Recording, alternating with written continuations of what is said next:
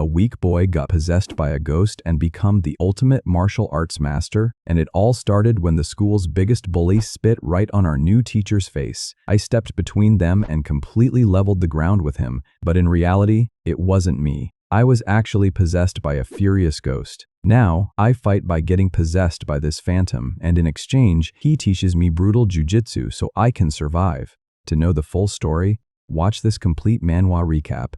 As any normal boy, my room is also a mess. Things were a lot simpler back then, before the world turned gray. Then, the princess barges in with her usual morning screech, calling me a commoner, like we're in some bad period drama. Mom shuts her up with a quick smack. Finally, the snooze button I actually needed. She's much gentler with me, waking me up like I'm actually worth the effort. She tells me to hurry for school, as if I'm excited to spend my day in that dump. My name is Ji Chae Hall Min. I'm just your average invisible high schooler. A background character in my own life, nothing special here, just freckles, glasses, and a permanent look of exhaustion that I've perfected over the years. Actually, I might be even more insignificant than that, except for one little thing that makes me different from the rest of you. It's not a superpower. It's more like a glitch in my reality that I can't turn off. I can see ghosts, floating, and usually looking like they forgot why they're even here. They're everywhere, just drifting through buildings like they're out for a stroll. Pro tip, if you see one, pretend you didn't. Don't even blink. If you make eye contact, you lose. Trust me, ignorance is bliss when the dead are staring back at you. Because if people find out I'm a walking paranormal radar, life is going to get a lot more exhausting than it already is. And I'm already at my limit. Time to head out and deal with a living. They're usually much noisier. Mom tries to get me to eat, but I'm already late for the daily circus. My stepfather's morning greeting is a smack. It's like a high five, but for my skull. Same routine, different day. I just keep my head down and move. The fighting starts before I'm even out the door. Mom's defending me, but it's a losing battle. A lovely family symphony. A stepfather who picks fights and a mom trying to mop up the mess. And my half-sister's middle finger is the only goodbye I get.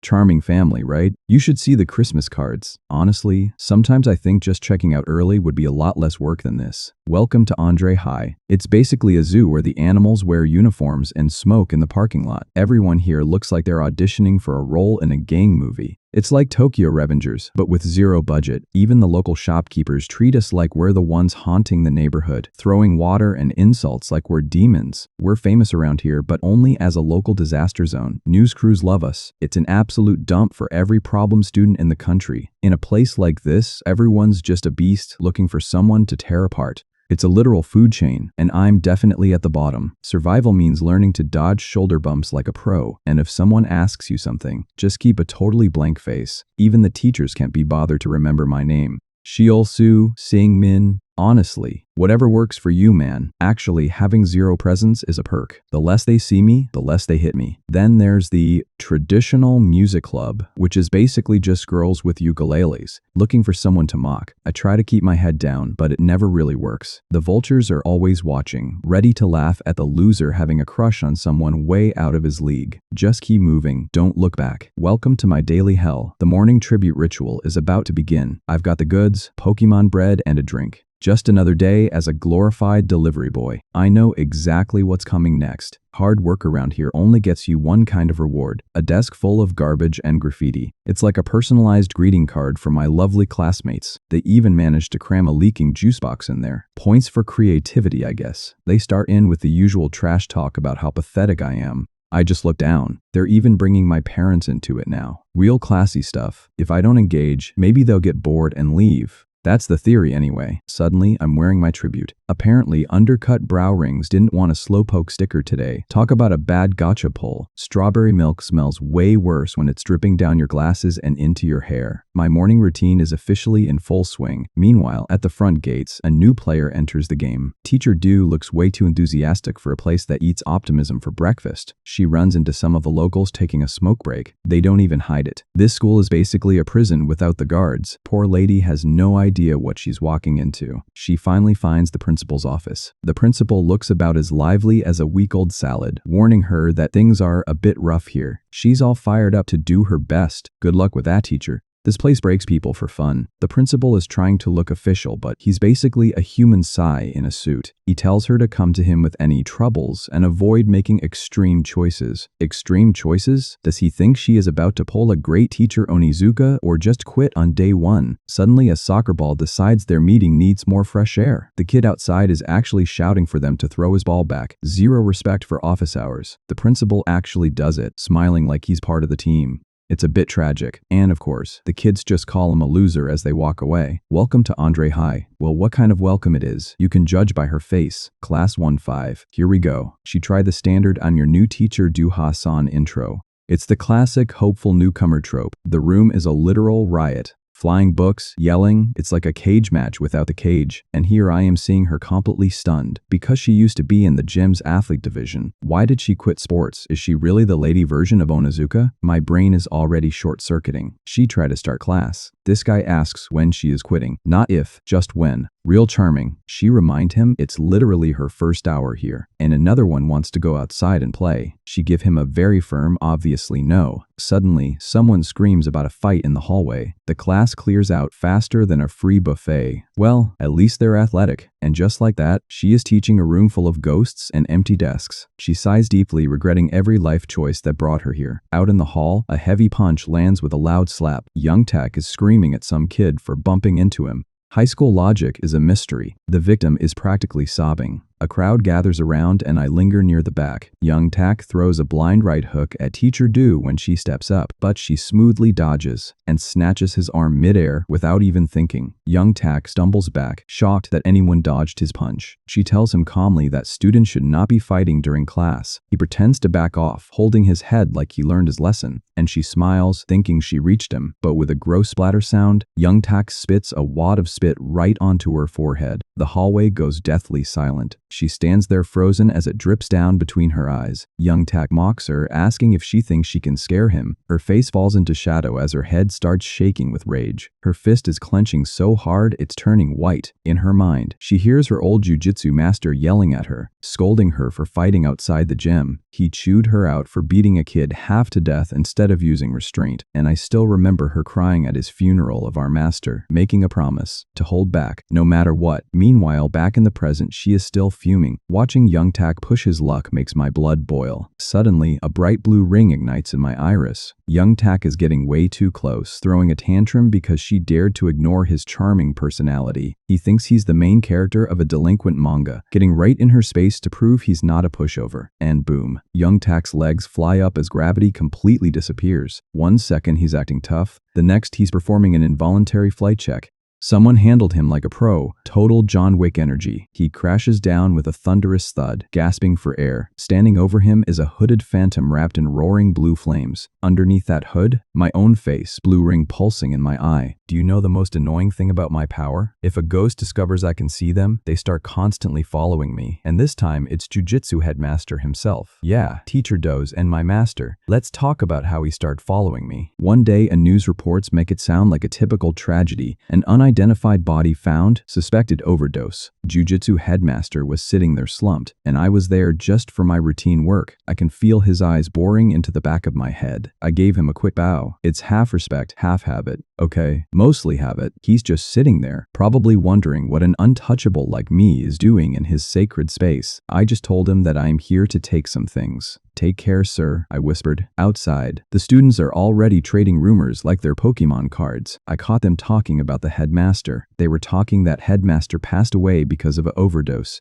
Well, I was shocked because I just talked to him. And yup, then it clicked. Whom I talked with was his ghost. He looks like he's about to put the entire hallway in a triangle choke. He locks eyes with me and drops the bomb. Can you actually see me? And that right there is where my life went from bad to supernatural disaster. And now he's screaming in my ear, telling me to do something while Young Ta keeps harassing the teacher. I have a pretty good idea why this ghost is so furious. It's a mess, especially since his daughter is actually my teacher. Pro tip, never make eye contact with a dead martial artist. Young Tak is currently looming over Teacher Do while she tries to keep her professional cool. I told the ghost, I'm just a guy with freckles and a backpack. Go haunt a police station or something. He's screaming about responsibility. Right, because a dead guy in a martial arts gi is the perfect person to lecture me on life choices. Pro tip for the viewers, never trust a dead guy's promises. Then I notice the bracelet. It's crackling with spiritual electricity. Definitely has some Thor energy going on. He's got that "I'm about to do something you'll regret" look on his face. He's getting closer. Personal space really isn't a thing in the afterlife, is it? This thing? He apparently stole it from a Grim Reaper. Yeah, he literally knocked out a Reaper to get it.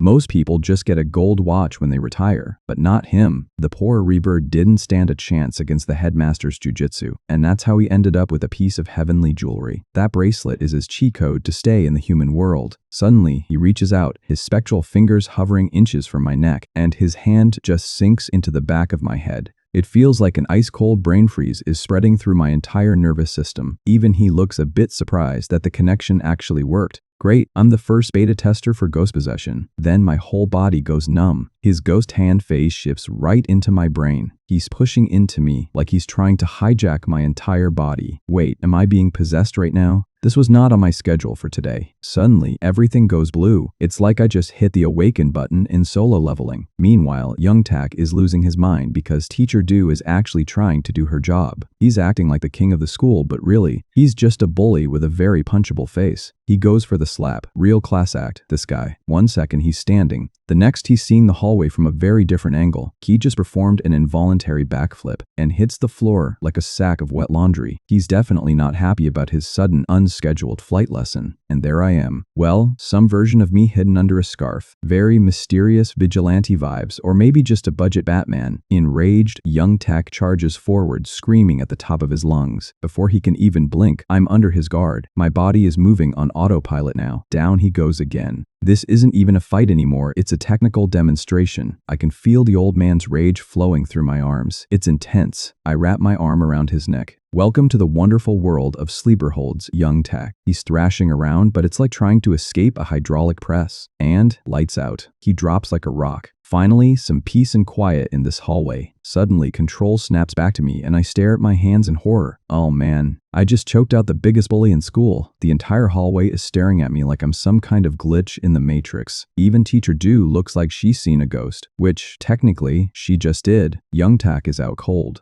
My bad. I probably should have checked the manual before going full John Wick on him. I don't stick around for the applause. I bolt for the stairs, my heart trying to beat its way out of my ribs. I duck into the stairwell, panting as the adrenaline finally starts to wear off. I ditch the hood immediately. Back to being the invisible kid. The old man pops out, yelling at me like I was the one who hijacked his afterlife. He's actually fascinated. Great. The dead martial artist just found a new hobby, identity theft. I'm having a minor breakdown. Getting possessed was definitely not on my morning bingo card. I peek around the corner like I'm in a stealth mission. The crowd is still buzzing. High school drama travels faster than light, and he's awake, shaking on the floor like he's trying to reboot. If he finds out it was me, my survival rate drops to 0. The rage sets in immediately. Young Tak starts screaming for blood, demanding to know which bastard touched him. The rumors are already flying. Apparently, the school king just lost his dignity in his bladder. He's clutching his head, trying to piece together the nightmare. He remembers being manhandled, but the details are blurry. He cannot remember the face or the throw, except for the sweet scent of strawberry milk. He's shoving through the hallway like a human wrecking ball. Suddenly, he kicks our classroom door open with a loud slam. His eyes lock straight onto me sitting at my desk. Me? I'm just a guy reading a book. Total innocence. Nothing to see here, officer. He stares at me, convincing himself a total nobody could never choke him out. Then he kicks my desk, shouting that my milk reeks across the hall. I do the "I'm sorry" bow. It's a classic move in the Andre High survival guide. It actually works. He stares at me, probably convincing himself there's no way this pathetic sack of freckles is the same guy who put him in a sleeper hold. Meanwhile, students outside whisper about him taking out his humiliation on me. He storms off, swearing to track down the mystery attacker no matter what. Suddenly, Teacher Do is hovering nearby.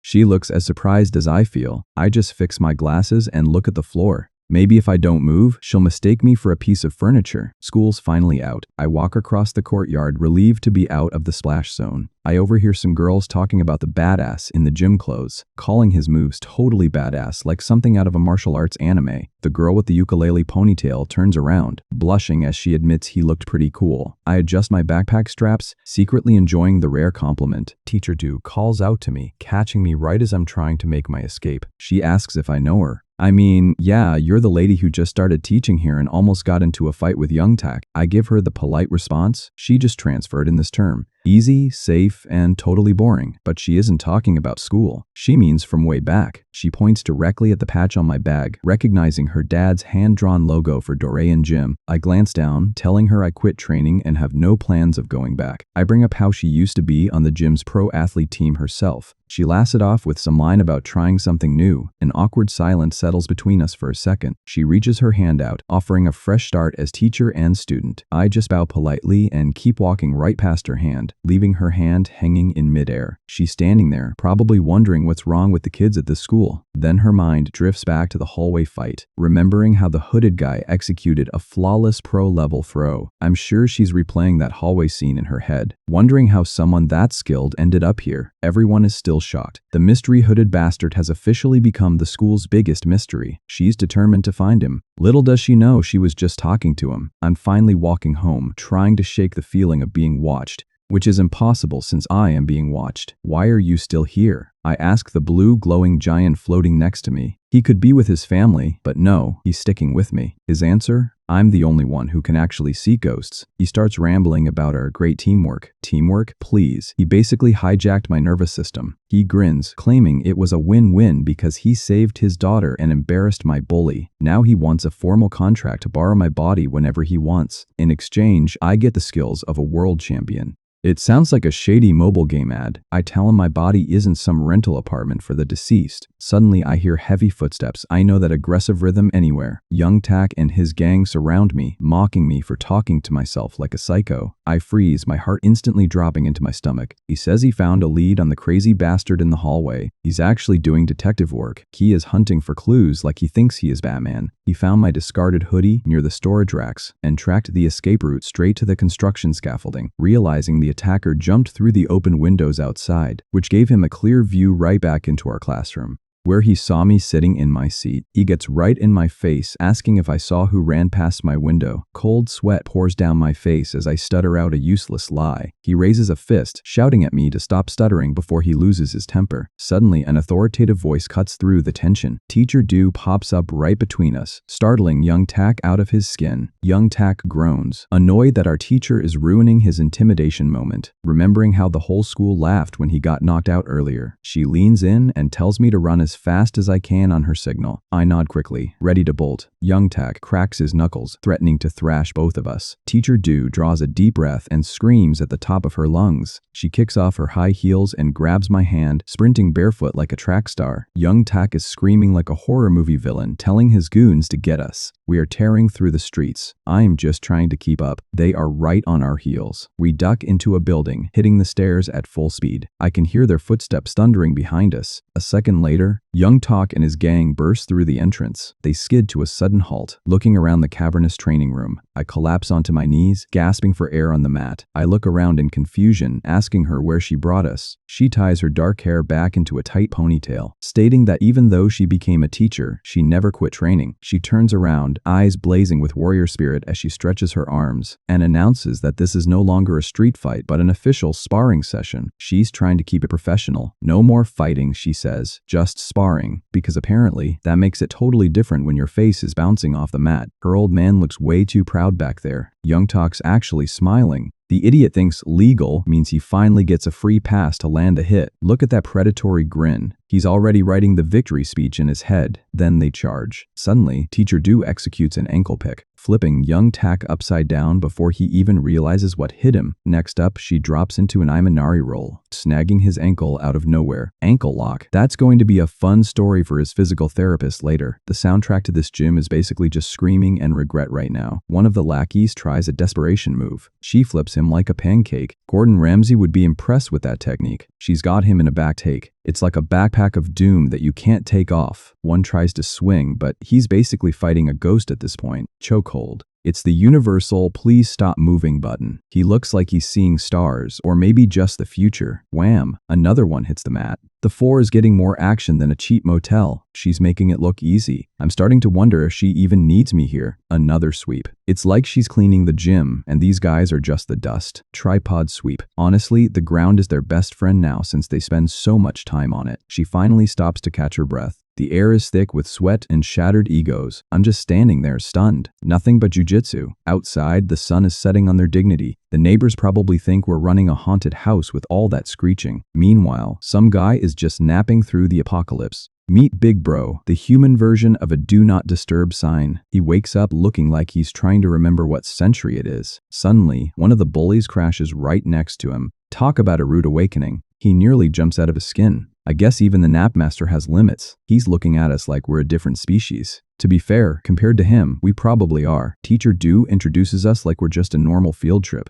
She's still holding one of the guys by the collar like a bag of laundry. The kid is literally crying now. He's realized that teacher isn't just a title, it's a warning label. Then, with the most terrifyingly casual transition in history, she asks if we want dinner. It's like the last 10 minutes of absolute carnage was just a warm-up. The lackey's face says it all. He's wondering if the food is a trap or just part of the training. We ended up at L.A. Bunsik, the official post-trauma dining hall. It's the most awkward dinner party ever. You've got the teacher, the untouchable kid, and a bunch of bullies who can't even chew without wincing. She's stuffing her face talking about how sports bring people together. The guys are just staring at their food, probably seeing their life choices reflected in the soup. They look like they've aged a decade and an hour. Welcome to my world, boys. She raises a cup with a smile that's both heartwarming and slightly ominous. Let's get along. Cheers. We're all officially friends now. I give it until Monday before the world goes back to hell, but hey, free food. Teacher Do is actually waving goodbye to those vultures like they're her favorite students. I'm just standing here, watching the most delusional display of optimism I've ever seen. She actually thinks the kids really like her. In what universe, Teach? Meanwhile, young Tak and his lackeys are fuming. He's already cooking up a plan, and his face tells me it's not going to be a friendly apology. He isn't just mad, he's looking for a way to break me. The lackeys are eager to help, and young Tak's expression has gone full psychopathic. As we walk, I try to talk some sense into her. I ask if she knows the real history of Andre High.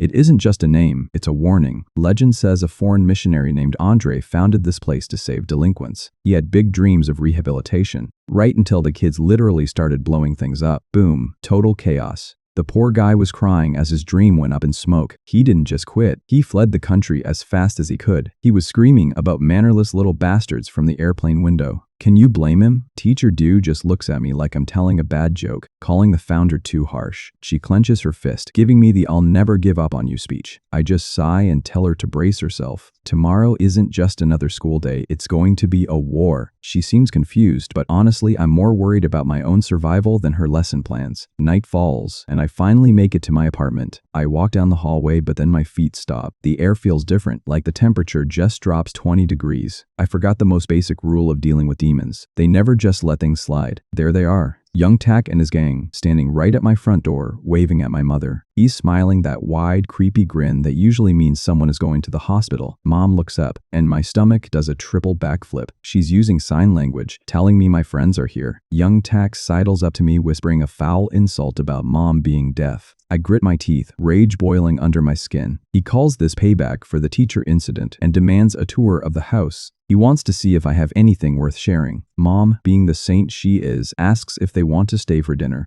This is getting worse by the second. Young Tak plays along, putting his arm around me and acting like we're best buds while he says they're starving. I try to warn her, to tell her it's not like that, but my voice fails me. Young Tak's voice drops to a lethal whisper. He tells me to go inside quietly, or he'll lay a hand on her too. This isn't just bullying anymore. This is a hostage situation, and I have no idea how to stop it. Every nerve in my body is on fire. I want to smash that smug look off his face more than anything, but my feet are anchored to the concrete. It's like my survival instinct is locked in a cage. I'm a passenger in my own body, watching the disaster unfold while I stand there like a statue. Even the ghost is watching, calling me a disrespectful brat from the sidelines. We're just standing there in the suffocating silence. Mom waiting for an answer. Young Tak waiting for me to break. He pulls me closer, laughing about how shy I am. He's putting on a performance worthy of a K-drama villain. And Mom, she just smiles, happy to think I finally made a friend. That smile is what hurts the most. Meanwhile, Young Tak's internally calling her names and mocking her disability. Suddenly, something clicks. The bearded G-boss's energy surges through me, and before Young Tak can blink, I flip him over my shoulder like he's made of cardboard. He hits the ground hard, the sound echoing through the hallway like a dropped sack of flour. Everyone just stops. Mom, the lackeys.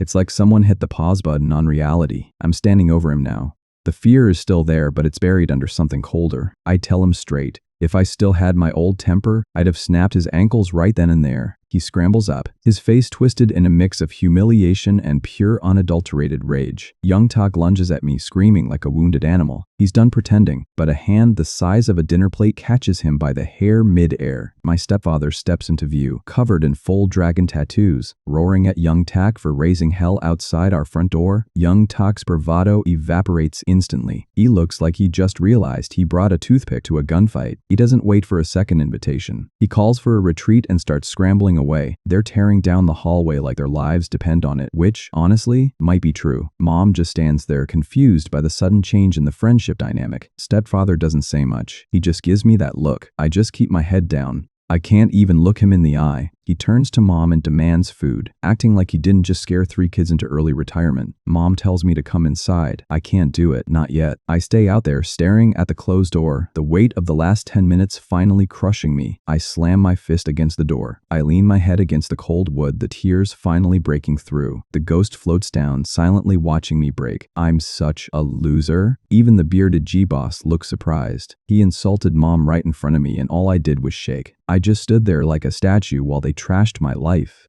I really am a pathetic loser. My mom is deaf and mute, but she isn't completely deaf. That snake Young Tak was acting like my best friend while he threatened me right in front of her. She heard every single threat, every insult. She was just pretending for my sake. Ghost just watched me sobbing. The tears won't stop. I'm done being the guy everyone gets to step on. I remember what the headmaster said when I first signed up at the gym. He promised to remodel me into a human weapon. I looked that ghost right in his glowing eyes and told him to keep his word. I don't care about the pain anymore. Break my body, push it to the limit. Just do it. Just turn me into a badass fighter. The old man actually scoffs at me, asking if I think this is some kind of comic book. I don't care what he calls it. I just can't live as an untouchable anymore. He gets all serious, saying if I'm just after emotional revenge, I should forget it. He teaches martial arts, not reckless bravado. I lower my head, mocking his lack of confidence, asking if those rumors about his drug overdose were true after all. His face? Yeah, that definitely touched a nerve. Suddenly, the air gets sucked out of the room. My vision goes blue. Possession is a lot less fun than the movies make it look. Ghostly hands wrap around my throat and I'm starting to regret my life choices. He slams me against the wall like I weigh nothing. He's right in my face and he's absolutely livid. He's screaming about how he's never touched that and how he actually despises them. He says some bastard framed him and fabricated the whole story. He remembers the rainy night it happened when he stepped out to buy an ice pop and got jumped by street punks. He handled them easily, pinning one down while still holding his snack. He put them in their place without using too much force and sent them off. But the punk could not handle losing. A car comes out of nowhere and sends him flying into the air. As he lay dying on the wet asphalt, what he vaguely recalls is a green car with a damaged license plate. He caught a glimpse of a damaged license plate, and he remembers a face, one he'll never forget.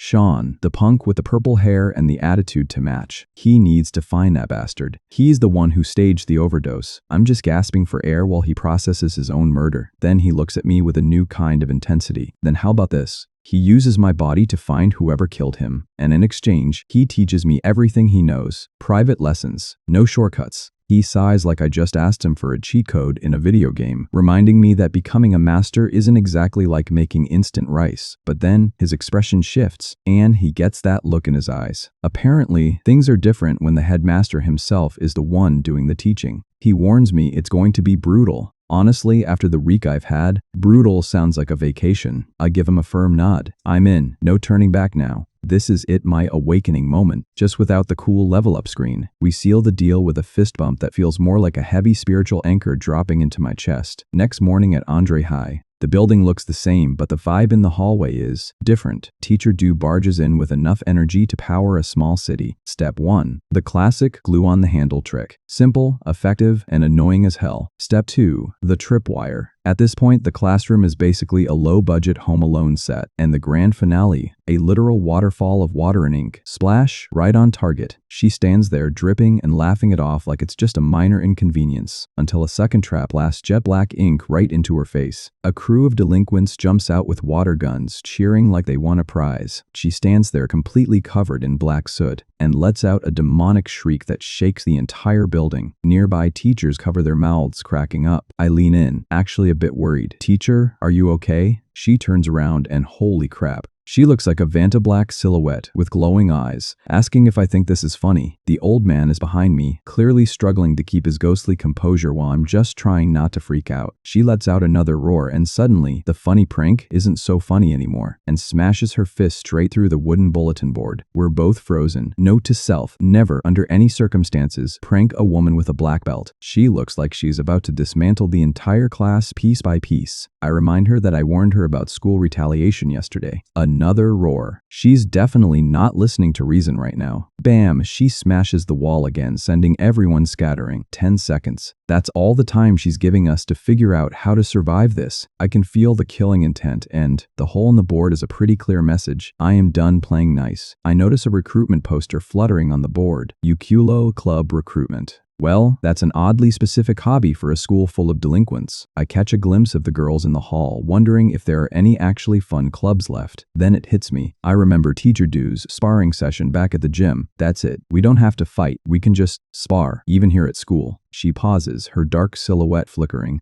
Sparring? And just like that, the scene shifts. Next stop, the principal's office. Teacher Do is really pushing this club recruitment hard. Jiu-jitsu, she's convinced it's the answer to all our problems. She's talking about guiding the students and building mental discipline. The principal looks about as convinced as someone being sold a bridge in Brooklyn. Even the vice principal points out the obvious. Teaching a bunch of delinquents how to fight better might just lead to better delinquents. She tries to explain that it's a partner-based sport focused on subduing people without injury. The skeptics aren't buying the "it's not really fighting" pitch. Teacher Do starts sweating, losing the argument, until a sudden crash shakes the window. Everyone jumps as the sound of breaking glass echoes through the office. A kid literally gets slammed through the office window. Two delinquents are wrestling on the lawn, screaming insults at each other. The administrators stare at the chaos in complete silence. The principal slams his desk, approving the club on the spot. Teacher Dosher celebrates her instant victory. An hour later, I am dragged to the auditorium. I'm sitting here wondering how I got roped into being the club assistant. Heavy footsteps echo across the floor. Teacher Do steps out in a blackie, looking like she's ready to solo a boss raid. Time to recruit some members. I remind her that I never actually agreed to join, but she's not exactly the listening type. Our professional recruitment poster is up. Beginners welcome. And so, the waiting game begins. I tell her nobody is going to sign up when delinquents do not even attend class. 4 hours later, Teacher Do's patience is wearing thin. We've had 0 bites, just tumbleweeds and leaves. It's like a scene from a Western, but with more concrete. Suddenly, someone starts shouting. And I don't think they're here for a friendly chat. A guy in a full ninja balaclava and chest armor struts up like he stepped out of Naruto. He drops low, attempting a dramatic flip to impress us, and launches into a dramatic handspring, and lands horribly on his spine with a brutal crunch. Teacher Do, amazed that he attempted acrobatics without knowing how to land. I explain that he is a Korean-Japanese student who practices capoeira, karate, and jeet kune do. Apparently, this kid hasn't quite mastered the not hurting yourself part of martial arts yet. She raises an eyebrow, shocked that he learned all that without an instructor. I nod, explaining he learned every single move off YouTube tutorials. Pro tip for the viewers, online tutorials do not teach your back how to survive concrete. Teacher Do asks the internet ninja if he has ever actually trained before, pointing out his terrible break falls. And why on earth is he wearing a kendo uniform?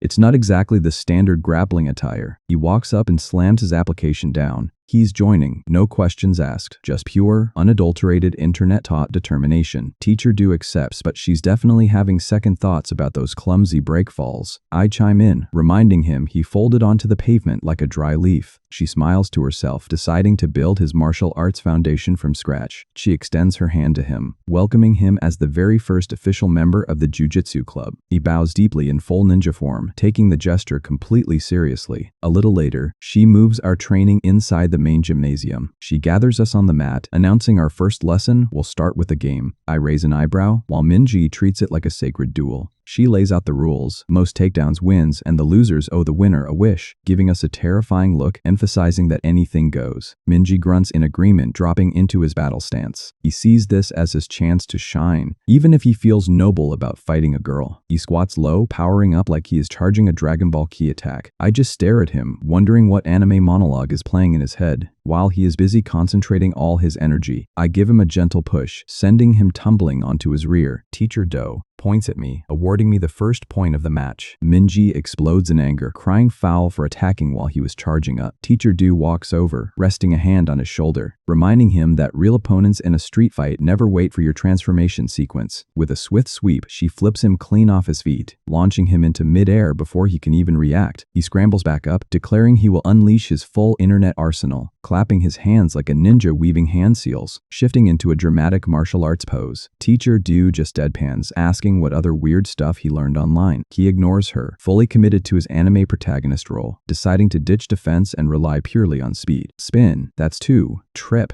that's 3. It's a technical clinic, and Minji is the unwilling demo model. Another throw. At this point, the floor is the only thing Minji is getting to know intimately. Teacher Do is basically juggling him now. It's like watching someone play a fighting game and just spamming the same high-level combo over and over. His kendo chest armor gets completely blown off in the process. He pulls off his mask, panting for air like a fish out of water. He finally collapses, completely gassed. Teacher Do squats beside him, tallying up a grand total of 186 takedowns, asking him if he realizes now that nobody stays standing forever. He gazes up at her like she is a mythical martial arts deity. She tells him that before turning his body to iron or aiming to strike, he needs to master the art of falling without hurting himself. The words hit him like a lightning bolt. Instant enlightenment washes over his soul like a classic Manhwa breakthrough. A single tear of pure admiration drips down his cheek. He slams his head to the wooden floor, declaring her his true master. She laughs nervously, amazed by how quickly she gained a disciple. She sighs, calling an end to the game while still crouching down. While she is distracted, I step up behind her and give her a light push, sending her tumbling backward onto the gym floor with a soft thud. Teacher Do sits there frozen, processing the betrayal. I adjust my glasses and announce that she loses a point, making me the official champion. She claimed that I am playing dirty. I just reminded her that opponent isn't going to wait for you. Someone's already losing their cool about the noise, and we all just freeze, staring at the newcomer who decided to crash our training session. Teacher Do squints up into the rafters, realizing someone was sleeping on the upper bleachers the entire time. His name is Ju Gong-han, and he looks about as bothered as a guy who just woke up from a 3-hour nap. He actually recognizes me, which is usually my cue to start looking for the nearest fire exit. I give him a nervous greeting because honestly, what else am I supposed to do? Teacher Do is still catching up, wondering who this random sleeper is. Minji steps in front of her, foolishly offering to protect her. I lean in, warning them both in a low whisper that Chu Gong-han is the absolute top-tier fighter among all first years. He's just leaning there, looking down at us like we're some kind of weird science experiment. He asks about the gi, clearly not getting the whole martial arts club vibe. Suddenly, he decides that whatever we're doing looks fun enough to ruin his nap for. He doesn't even bother with the stairs, just launches himself off the railing like he's got a death wish. He lands with a thud that probably shook the floorboards 3 blocks away, like he's in a Marvel movie intro. Teacher Do looks at him in amazement. He thinks we're doing judo, and Teacher Do has to explain that jujitsu is its own thing. She tries to be the welcoming teacher, offering him a spot in the club while he's still dusting himself off. He immediately starts trash talking, calling what we do crawling around and suggesting we just kick people instead. I can see the look on Teacher Do's face. She's definitely not a fan of that comment. He doubles down on the arrogance, telling her he's carried out plenty of guys who tried to mess with him. They both looked at each other. I can practically see the light bulb go off in her head.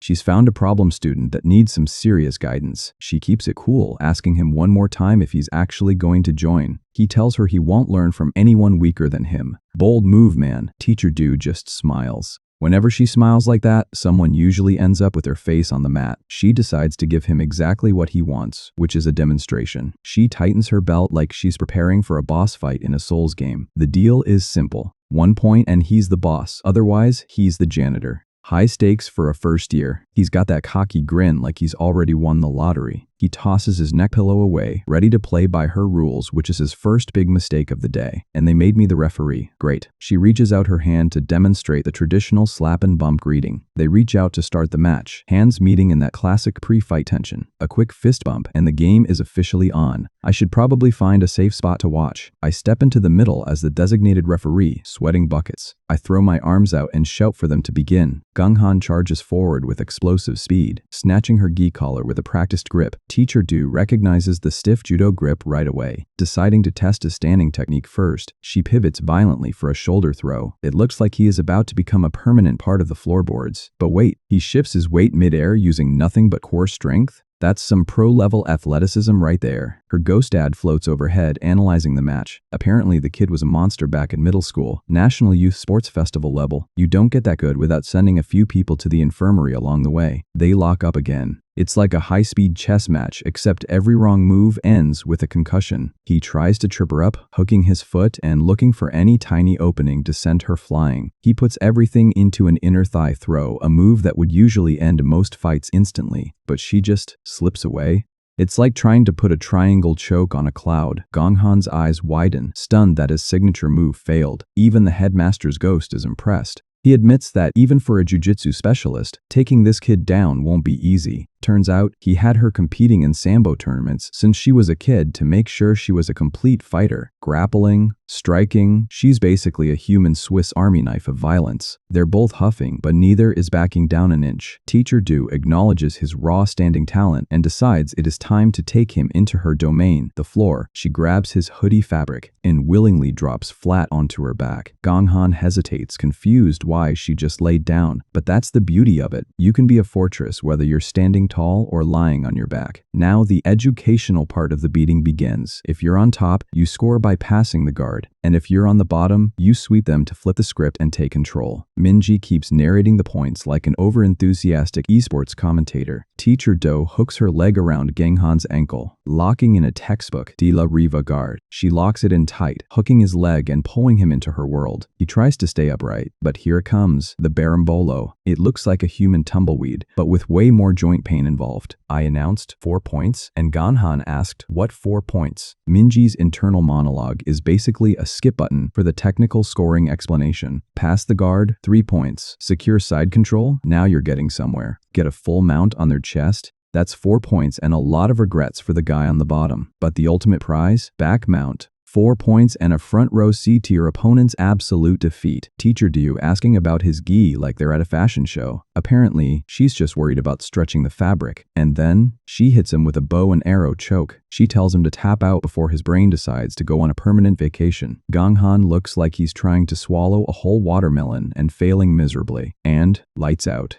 I guess he wasn't as durable as he thought. He started reminding his past. Some kid in bed, probably dreaming of better days. His dad reminded him to never pick on someone weaker than you. He advised only fight people stronger than you. A gentle wake-up call, followed by a very necessary slap to bring him back to the land of the living. Welcome back, hero. Back at the gym, the aftermath of the submission is pretty quiet. Teacher Do is just smiling, declaring her victory. The prize for losing? Mopping duty. Ganghan looks thrilled. Truly, you can see the pure joy on his face. He tries to argue that she only won because the rules were stacked in her favor. She reminds him he's the one who wanted jujitsu rules. He grits his teeth, furious. Suddenly, everyone freezes. He's actually leaking. A slow drip at first, then a massive nosebleed. I guess that choke did more than just hurt his pride. Teacher Do tries to play the caring adult and offers to take him to the nurse, but he's not having it. He brushes her off with a look that could curdle milk. He just rips off his bloody hoodie and leaves it on the floor. Teacher Do watches him go, praising his stubborn endurance. Then she smiles, declaring 3 new recruits joined on day 1. I scream in panic, reminding her I never actually agreed to join. She's got that scary grin again. It's the face of a woman who knows she just found some new toys to break. Meanwhile, the old man's ghost pops up, calling me some legendary strategist for starting the club. I just threw the idea out there. I didn't think it would actually become a thing. He's already in training mode, lecturing me about discipline and the first thing we do at the gym. Warm-up drills, I guess? Please let it just be warm-up drills. He grins, telling me real discipline starts with warm-up drills. Glowing blue rings ignite in my eyes as he takes partial control. He made me say teacher jujitsu is so much fun I will clean the auditorium. Oh crap, is it too late to transfer schools? Teacher Do hands me a mop.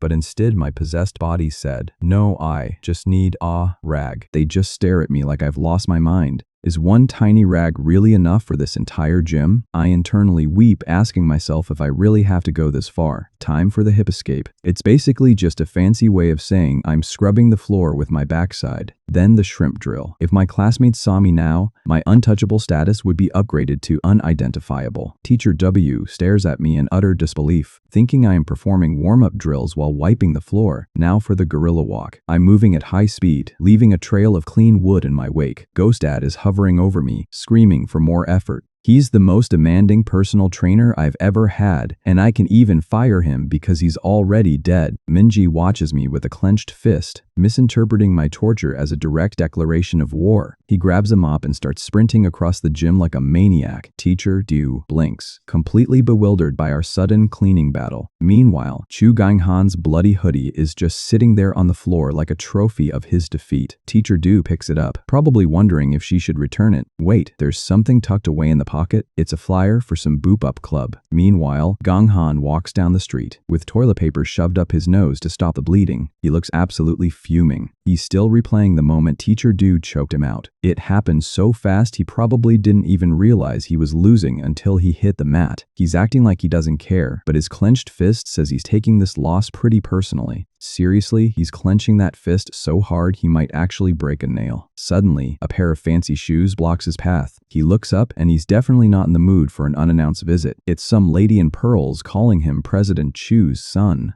Sounds like this guy's day is about to get even worse. By the time we finish cleaning, the sky has turned that deep orange. After all that drama, we're finally heading home for the day. Teacher Du starts asking about my history with Ganghan. I tell her we were actually close back in elementary school. Everything changed once we hit middle school. He started hanging with the wrong crowd, but even then, he never once bullied me. Teacher Do seems surprised. Just then, a motorcycle cruises past us. Suddenly, Teacher Du starts waving like a fanatic. She's shouting at him like he's some kind of local celebrity. The cop swerves his bike around in surprise, riding straight back toward us. He's definitely speeding. I guess traffic laws are more like suggestions when you've got a badge and a cool helmet. He skids to a sharp stop right at her feet. Ripping off his helmet, he yells at her for yelling at an active police officer. She just smirks, teasing him about how he used to tap out to her every single day. Then her face turns serious as she asks him for a quick favor. Meanwhile, down the street, an angry woman in a pearl necklace corners Ganghan. She's losing her mind, demanding to know where his dad is. Ganghan grunts, stuffed cotton still hanging out of his bleeding nose. She grabs his shirt collar, shrieking that her whole family is going bankrupt. He grimaces, trying to hold back his anger. She calls his entire family irresponsible trash. He snaps, shoving her away and shouting that he has no clue where his deadbeat dad ran off to. Then he reaches down and grabs a brick. He looks ready to go full John Wick with a piece of masonry. Suddenly, the debt collectors aren't so brave. He snaps, shoving her away and shouting that he has no clue where his deadbeat dad ran off to. Before he smashed it to pieces himself, they scurry off, throwing insults about his upbringing as they retreat. He stands there for a moment, sweating and shaking. He drops the brick. He climbs the stairs to his rundown apartment building. His mailbox is overflowing with past due notices. His front door is practically plastered in red collection threats. He rips the paper warnings off the lock with a sharp tear, stepping inside the dark, cluttered room. Leftover food and empty bottles sit cold on the table. He asked if she skip meal and drink cola again. In the corner lies his fragile, white-haired grandmother. His phone buzzes with a text, reminding him his night shift starts at 8. He stares at the phone. Back at his apartment, Ganghan slips into a black suit jacket. His grandma wakes up, confused and leaning on her cane. She's calling him uncle and begging to go home. He has to tell her again that their house burned down a long time ago. He heads out. By nightfall, he arrives at the glowing neon entrance of Boop Up Club, dressed in a suit to work as an underage bouncer. The heavyset club manager checks him out, impressed by his sharp look. The lackey brags about him being a former judo athlete. Gonghan bows respectfully to his new boss. A fight breaks out before he can even get his orientation. The radio crackles. Table 5 is turning into a scene from a low-budget fight movie. Gonghan tries the professional approach, telling them to calm down. It's just a messy hair-pulling contest. Then they started kissing. Pro tip for the viewers: sometimes just stepping in is enough to break the spell. Suddenly, a muscular guy in a green tank top drags a girl in a white dress by her arm. He wants the girl to please his bosses, and all the bouncers just ignored him. The girl's screaming and nobody's moving except the rookie. He steps in with a firm hand on the chest, telling him to calm down, squeezing his wrist with a vice-like judo grip. His friend already told him about VIPs and profits. Translation: don't break the customers who actually have money. Cater to their every whim. More like cater to their every felony. Chu's eyes go sharp. He let the big guy go, but the big guy grabbed his collar. Then a bearded VIP in sunglasses steps over, ordering his thug to stand down. He chuckles, noticing Gonghan is clearly a fresh hire. He pulls out a thick stack of 100,000 won checks as a tip. Gonghan blinks, staring at the small fortune in his hand. The VIP grins maliciously, asking if he knows how to earn his tip, and points right at the girl, ordering Gonghan to strike her. The offer doubles. Hit her twice, get double. Chu is frozen. His moral compass is spinning faster than a ceiling fan. Suddenly, it's 500,000 won. That's 2 months' rent in one shot. So, what'll it be? Just one hit and the debt is a lot lighter. Pro tip: when someone offers you that much money to do something wrong, the money is never the real prize. The girl looks terrified. She's watching her life be auctioned off for a few months of rent. Chu is biting his lip, the pressure building. He reaches out his hand. Because of a sharp sound, Chu's eyes go wide. Goatee gilded boss steps in and levels the girl himself. Chu just stands there stunned. The owner is bowing and scraping, apologizing for staff training. But Shadelord isn't impressed by the brown nosing. The big boss looks like he's about to cry. The boss stops his bouncers. Shadelord just stand there and watch him. Then boss, push white dress melons forward like he's sacrificing her to a dragon. Gonghan is just standing there. He told her that he doesn't have a choice. The girl's terrified, and in this club, being good is usually just a fast track to getting wrecked. Suddenly, Gonghan turns a bottle of prime Ichiban into a very liquid, very expensive hat for Shadelord. The entire room goes silent. Shadelord looks like he just got a very cold, glass-filled shower. Goatee boss is losing his mind, screaming that the kid has gone crazy. Chu tells the girl to get the hell out. She stammers in surprise, shocked by his sudden hero moment. She turns to flee, but 2 giant bouncers block the exit. The VIP boss wipes liquor from his face, shaking with pure rage, roaring at his goons to bring Gonghan to his knees. One of the goons charges in like he's auditioning for a tackle football team. Gonghan steps into his guard and executes a textbook judo throw, flipping him mid-air. The thug crashes onto the tiles with a heavy thud. Just then, a second thug sneaks up and kicks Gonghan in the back. Gonghan skids across the floor, catching his balance on one knee. His eyes darken as his hand reaches for a heavy glass bottle on the bar. He smashes it against the counter with a loud shatter, brandishing the jagged glass like a weapon out of a gang movie. Even the VIP boss steps back, stunned by how unhinged this kid is. Suddenly, a firm hand grabs Chu's arm, and the jagged bottle hits the floor with a pathetic clatter. Gonghan snaps his head around in disbelief. Standing right behind him is the motorcycle police officer and Teacher Du, looking at him with an unimpressed glare. Teacher Du teases him for sneaking off to work at a nightclub. Gonghan stands there frozen, totally speechless. The VIP boss barks at them, telling the random intruders to get out. The police officer scans the room, recognizing beast thugs from viral social media brawls. Realizing blowing his cover as a cop might start a full-scale riot, so he raises his hands with a friendly smile, telling everyone to cool down. Then he throws his arm around Gonghan's shoulder like a loving brother, loudly claiming Gonghan is his troublesome younger sibling. Gonghan blinks, wondering what kind of ridiculous lie this is. A thug steps forward, growling that nobody is leaving this room. The officer steps in front, offering to chat with him instead. The officer winks, whispering for Gonghan to get the girl outside while he buys time. The thug throws a wild punch straight at the officer's face. The officer dodges with ease, and just like that, snatching the thug's sleeve mid-swing. and whips him over his shoulder with a fierce sambo throw, slamming him onto the floor like a sack of bricks. Another thug charges in with a glass bottle raised high. Out of nowhere, Teacher Do steps into the line of fire, splashing a glass of ice water straight into the thug's face. As he blinks blindly, she leaps into the air and lands a devastating flying knee right to his jaw. She finishes him off with a textbook throw, crashing him straight onto the pavement. Inside, White Dress Melons grabs Ganghan's arm, begging him to run. Ganghan doesn't need to be told twice, bolting for the exit. The goatee-gilded boss stands there sweating, realizing his club is officially falling apart. He grabs his walkie-talkie, screaming for backup. Meanwhile, outside, I pull my hood low over my glasses, watching from around the corner. Suddenly, a homeless guy wrapped in a blanket pops up on a bench, scaring me half to death. I gasp, asking why he is creeping around in the dark. He just grunts, pulling his cap down to go back to sleep. Of all the benches in this town, why did he have to pick the one right next to me? Just then, Ganghan and the girl burst out the back exit stairs and trip right over the curb, crashing onto the hard pavement together. Before they can get up, two massive bouncers step out. Chu Ganghan gets back to his feet, breathing heavy, as the rest of the security squad surrounds him. His heart is pounding, but he's not going down without a fight. The head bouncer grabs Ganghan's suit collar. Ganghan reacts instantly, executing a quick judo body drop, but a second bouncer grabs him from behind, and Chu Ganghan tries to throw a punch, but they pin his arm in a vise grip. Trapped, he can't move an inch. Bulky face bouncer pulls back his fist and lands a brutal liver punch. Ganghan gasps for air, the wind completely knocked out of him. He drops to his knees, clutching his stomach. The bouncers don't hold back, stomping and kicking him while he's down. Meanwhile, the girl was screaming to let her go. He covers his head, taking hit after hit, reaching into his suit jacket. He pulls out his phone to call for help. Bulky face bouncer snatches it right out of his hand and smashes it into pieces under his shoe. He grabs Ganghan by the hair, taunting him about calling the cops. He threatens that a minor working in a club gets in trouble first. Then someone asked, "Doesn't the guy who knowingly hired a minor usually get punished?" It was me, scaring them out. Haha.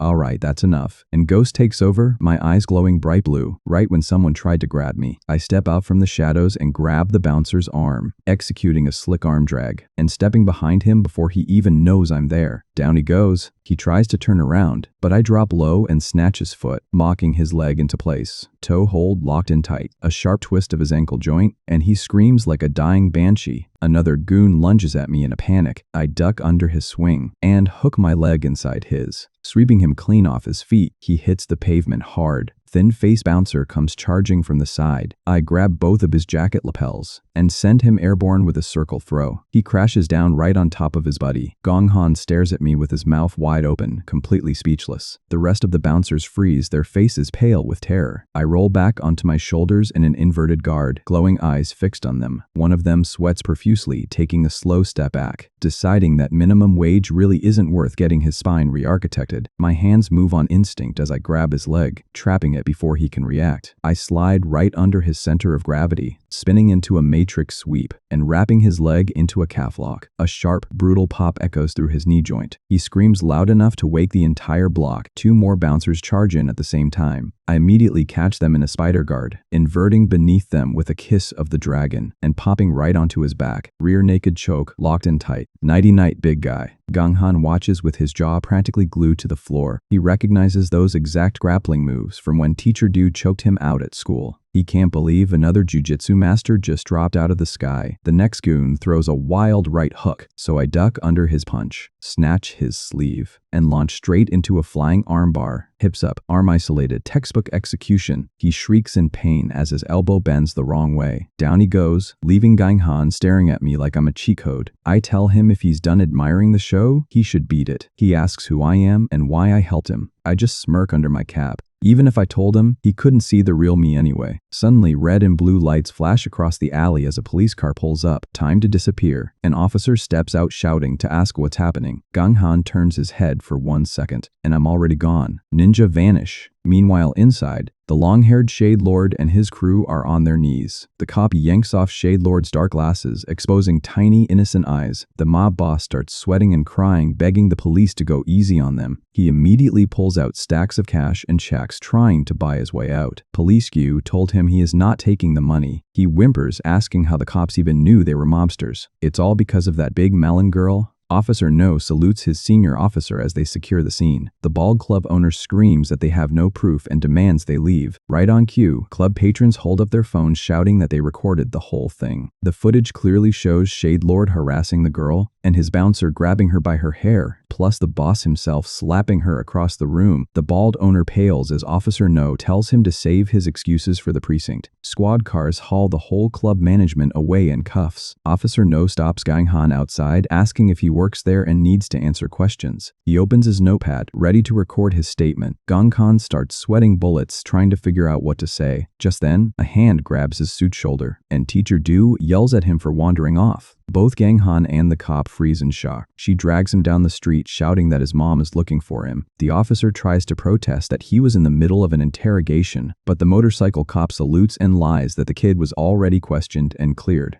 Gotta love teamwork. Teacher Du successfully pulls Ju Ganghan away from the crime scene. After changing back into my hoodie, I finally catch my breath while the ghost floats behind me. A text pops up telling me to head over to the diner. I walk up to LA Bunsik, where Teacher Du is already slurping ramen, and Ganghan is slumped over in his suit. A hot bowl of ramen with a fresh egg yolk is waiting for me. Ju Ganghan glares at his table, completely miserable. He asks Teacher Du why she went out of her way to bail him out. She slurps her noodles and casually says she's just returning a favor. Then she looks at us and says the mystery hero in the alley was Tracksuit Head. She remembered the vigilante with a tracksuit tied around his head. I spit my soup everywhere. Tracksuit Head? Is that seriously the best nickname she could come up with? I cough and wipe my mouth, claiming I just choked on my noodles. The old man's ghost sweat drops behind her, muttering about how clueless his daughter still is. Ganghan points out that our school doesn't even wear tracksuits. Teacher Du turns to Ganghan, recalling how impressed she was by his talent back during their spar. The ghost nods along, agreeing that nobody would waste a prospect like him. She tells him there are better ways to make money than working illegal club gigs. She explains her dad created the Road Class League World Tours so young fighters could earn without worrying about cash. Racking up league tournament points leads directly to full scholarships. Ganghan lets out a bitter laugh. His expression darkens, asking if she thinks he's some charity case. Teacher Du blinks, completely caught off guard. He snaps that he quit judo because he's sick and tired of the whole damn sport. Memory flashes back to the arena where his career shattered. He destroyed his knee training like a fanatic, leaving him unable to compete. Angry parents screamed at his family over medical debts and failed promises, and his grandmother collapsed under the overwhelming financial strain. Ganghan recounts how his life fell apart when his knee gave out, leaving him helpless as his family collapsed under medical debt. Just as the mood gets heavy, Officer No interrupts our table, complaining about people eating without him. Ju Ganghan stands up without a word, turning his back on the rest of us. Officer No calls after him and throws his phone back at him. It was completely shattered. That big melon girl gave the phone and told the officer to tell him to call her. He stares down at it silently, expression colder than ever. Officer No tells him that he reminds him how he used to be. Ganghan mutters to himself that he can see his eyes. Officer No points 2 fingers at his own eyes, remarking that people who are alike always cross paths eventually. He chuckles, wondering how a former troublemaker like him ended up wearing a police badge. Ganghan disappears down the dark alleyway alone. Back inside, the ghost of Master floats right behind Officer No's shoulder. The old man smiles, glowing blue in the dim diner light. Teacher Du notes that Ganghan looks like a wounded stray wolf, then tells the cop to finish eating so they can head out. Officer No drops the news that they both need to head to the station for questioning because the club goons are threatening to sue. Oh, another problem, man. She complains that this is why she hates fighting outside the gym, hoping they can just settle it quickly. Night settles over the neighborhood rooftops. In a back alley, Ganghan calls out to a few stray dogs waiting for him. He pours clean water into a bowl and fills a tray with dog kibble as a golden retriever wags its tail. Multiple other dogs comes out as well. He crouches down, asking if they are holding a stray dog convention out here. Watching them eat, he mutters that he only seems to attract strays that look just like him. Officer No's words about similar people crossing paths echo in his mind. He sits quietly on the steps, staring into the dark. Reaching down, his fingers gently touch his ruined knee. He climbed up the stairs thinking he needed more money for dog food. The next afternoon at school, sunlight streams into the gymnasium. Teacher Du stands tall in a purple gi, announcing it's time for club activities. I groan internally, wondering why our school seems to have more club time than actual classes. She immediately blazes up, yelling that it's because nobody listens in class anyway.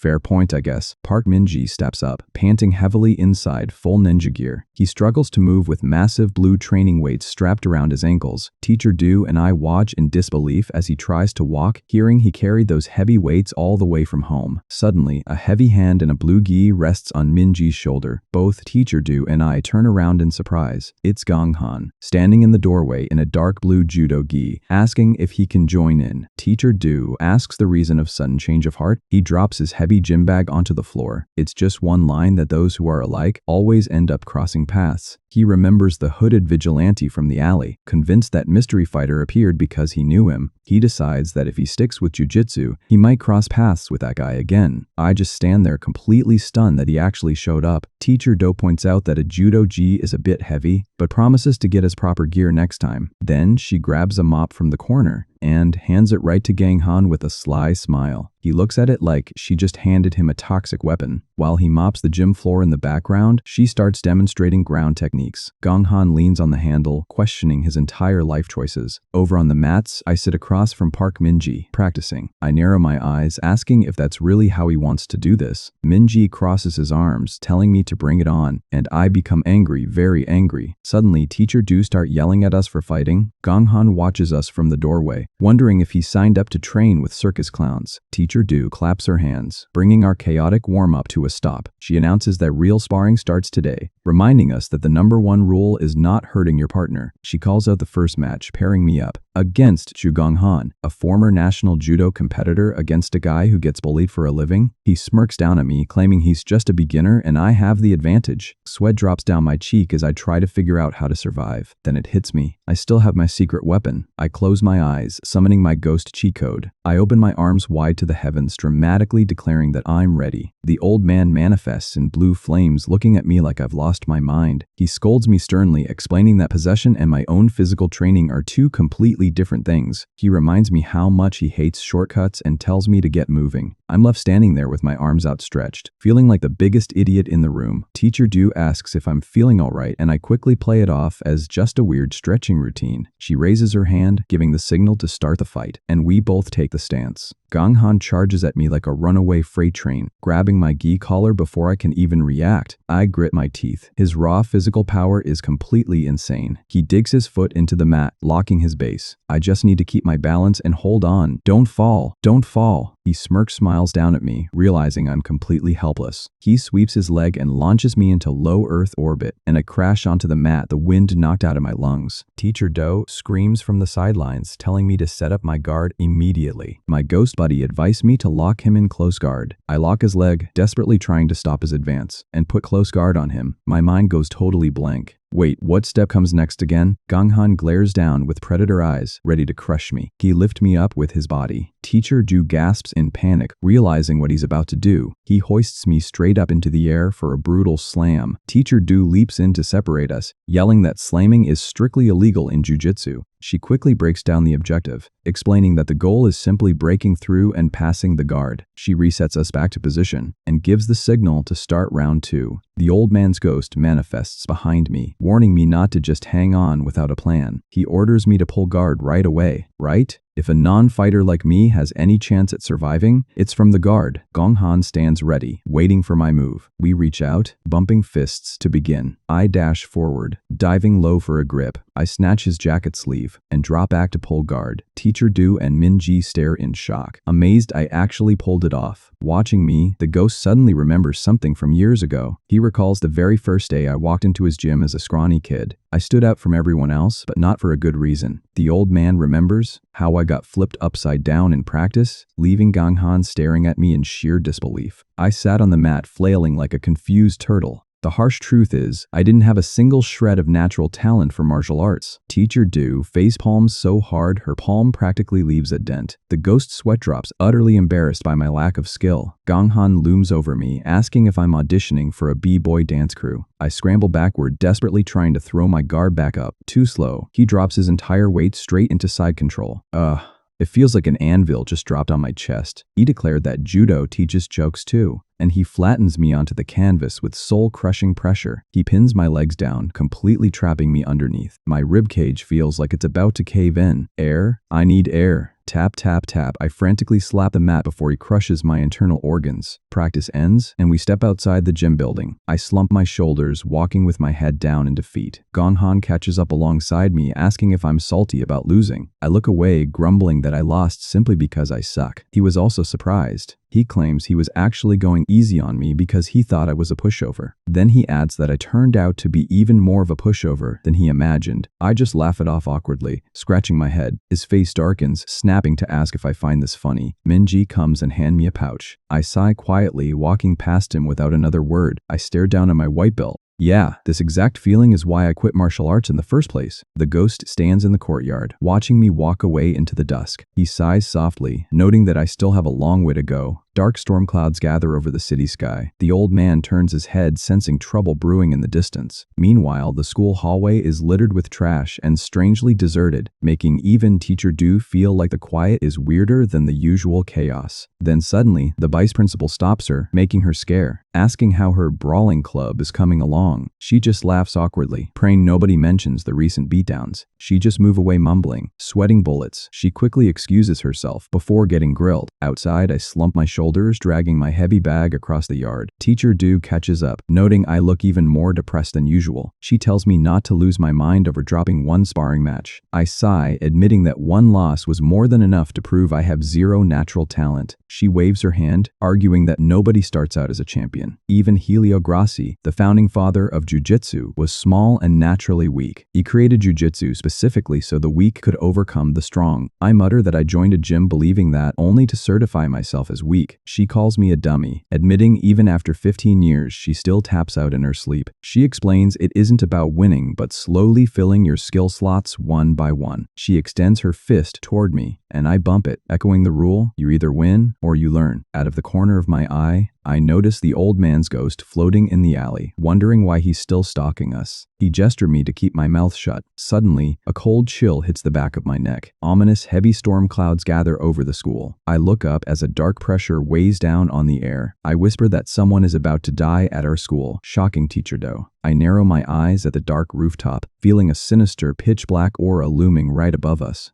Well, that's all for today. If you want to see next part, just comment down below.